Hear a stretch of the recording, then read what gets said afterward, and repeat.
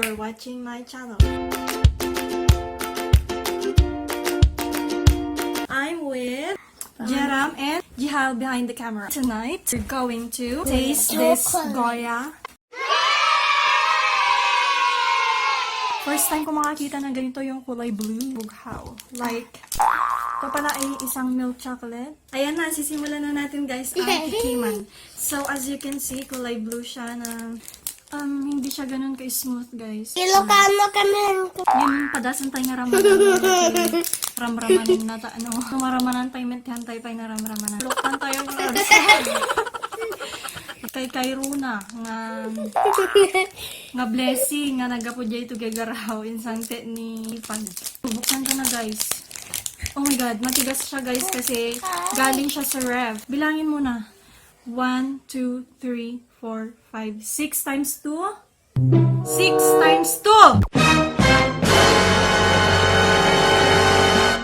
10. Very good, very good. Okay, 5 times 2? 10. 10. Okay, very good. Medyo nagpatalas sa style lang, basit. Amoy mo.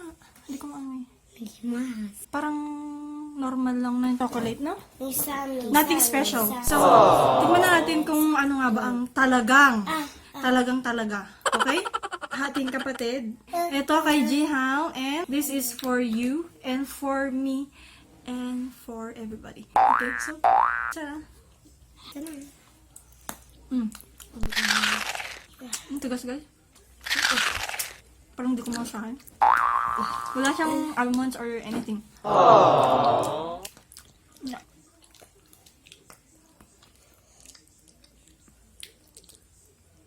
Ako hindi.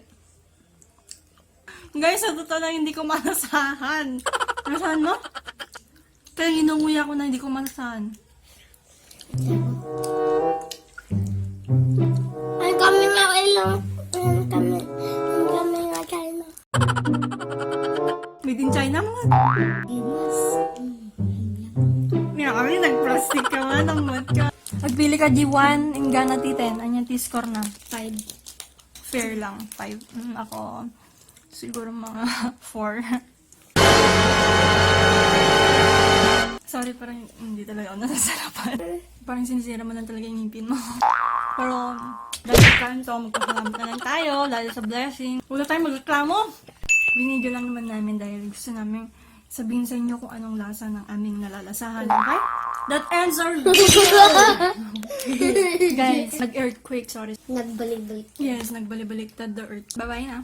See you. Bye-bye! Kiss mo, kiss.